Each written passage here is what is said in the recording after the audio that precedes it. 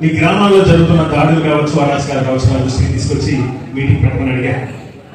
నేను ఆ రోజు మీటింగ్ పెట్టకపోవడానికి కారణం ఏంటో మీకు ఒకసారి చెప్పాలి. ఎందుకని మీ అందరికీ ఒక విషయాన్ని నేను చెప్పదలుచుకున్నాను. హనీమూన్ పీరియడ్ అనేది కొంత ఉంటుంది. పెళ్ళైన తర్వాత హనీమూన్ ఉంటుంది కదా, పెళ్లి చేస్తారు. ఒక 10 రోజుల్లో 4 రోజుల్లో హనీమూన్ పీరియడ్ రమ్మని చెప్తారు అంతేనా? ఎందుకని తర్వాత ఉండదు అసలు. ఇంటికి వచ్చేసరికి అత్తగారి వేధింపులు, ఆడవచ్చు వేధింపులు, దెప్పులు ఎప్పుడు ఉంటాయి? హనీమూన్ పీరియడ్ అయిపోయిన తర్వాత ఉంటాయి. అలాగే ఒక పార్టీ అధికారంలోకి వచ్చిన తర్వాత వాళ్ళ కొంత సమయాన్ని మనం ఇచ్చి చూడాలి.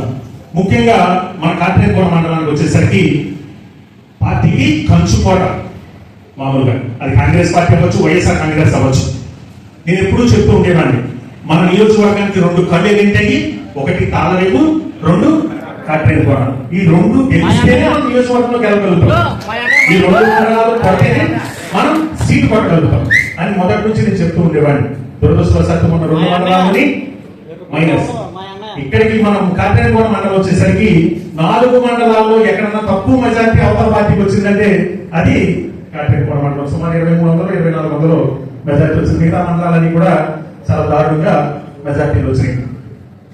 మనం చూసుకున్నట్లయితే 2019 ఎలక్షన్ కి ఈ ఎలక్షన్ కి తీసుకున్నాం. 2019 ఎలక్షన్ లో మనకి 78,000 వచ్చినాయి ఓట్లు వైఎస్ఆర్ కాంగ్రెస్ పార్టీ. అప్పుడు 5,600 మెజార్టీతో మనం గెలిపోదాం. మొన్న ఎలక్షన్ లో ఓట్లు తగ్గలేదు. మనకి గతానికన్నా ఓట్లు ఒక 1,500 ఓట్లు పెరిగి మనకి సుమారుగా 80,000 ఓట్లు వచ్చాయి మొన్న. అంటే ప్రజలు మన పక్షాన్ని ఎవరైతే నిలబడి ఉన్నారో వాళ్ళందరూ మనతోనే ఉన్నారు. ఆశపడిన వాడు మనం ఏదైతే జగన్మోహన్ రెడ్డి గారు అందరికీ మంచి చేస్తే అందరూ మనకి తిరిగి కృతజ్ఞతగా ఉండాలని ఎవరైతే అనుకున్నారో వాళ్ళు ముఖం చాటేస్తారు. ఎవరికైతే మనం తలుపు తట్టి నీకు మంచి చేస్తాను, నాకు అపకారం చేస్తాను, నీకు ఉపకారం చేస్తానని చెప్పి ఏదైతే మనం జగన్మోహన్ రెడ్డి గారి ఆలోచన విధానంలో మనం ప్రయాణం చేశామో అది విడిచిపెట్టేసాడు. ఖచ్చితంగా మనం విడిచిపెట్టేసాం. అందుకే అంటారు రాజకీయం రాజకీయంలాగే చేయాలి. అది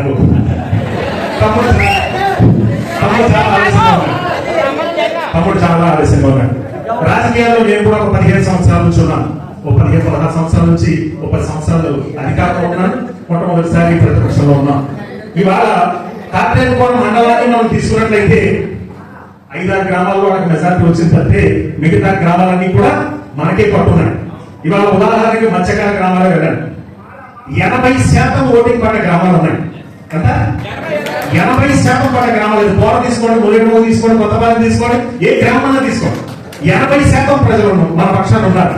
ఆ గ్రామాల్లో ఎవరైతే మిగిలిన 20% ప్రజలు ఇవాళ 80% ప్రజల మీద అజమాయిషీ చేస్తూ, తప్పుడు కేసులు బనాయిస్తూ, ఇల్లు కూల్చేస్తూ, తప్పుడుగా వాళ్ళ మీద దాడులు చేస్తూ ఉంటే ఊరుకున్నాము అని అంటే అది మన చేతకాంతం అయితే కాదు. చేతకాంతం అయితే కాదు. సరే, అధికారం వచ్చింది కదా, పరిపాలన చేయడానికి నీకు ప్రజలు అవకాశం ఇచ్చారు కదా, కొన్నాళ్ళు నువ్వు పరిపాలన చేయి. నీకు ఇచ్చిన హనీమూన్ పీరియడ్ అయిపోయింది.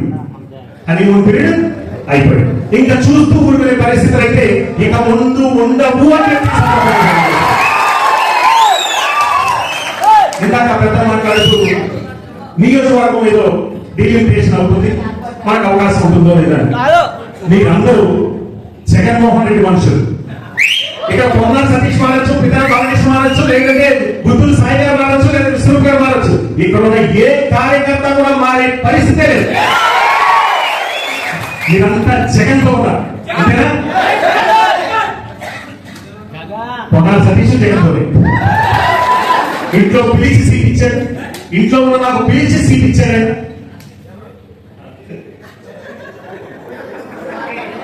మంది పొన్నా సతీష్ గారు బయటికి రావట్లేదు, నియోజకవర్గం మారిపోతుందట, ఎస్సీ రిజర్వ్ అయిపోతుందట, లేదంటే వేరే ఎక్కడ వెళ్ళిపోతున్నారట, నాపై వెళ్ళిపోతున్నారు, నర్సాపై వెళ్ళిపోతున్నారు, కాకినాడ వెళ్ళిపోతున్నారు, రకరకాలలో బయట తెలీదా? ఎక్కడికి వెళ్ళే పరిస్థితులు,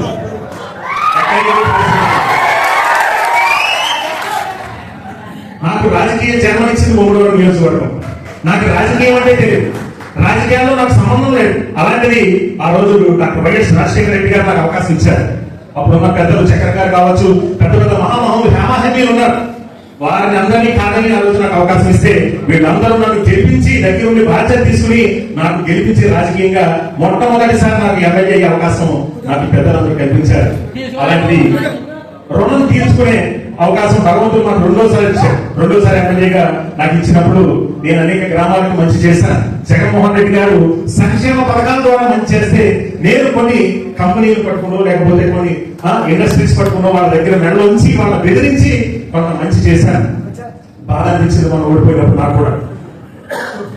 ఉదాహరణకి చిన్నది 2-3 ఎగ్జాంపుల్స్ అంటే మీ అందరికీ తెలుసు, మగశాంతికి వెళ్తా ఉంటారు కదా, మగశాంతికి తీర్థానికి వెళ్తారు కదా, వెళ్ళినప్పుడు తీర్థానికి వెళ్ళినప్పుడు తాగడానికి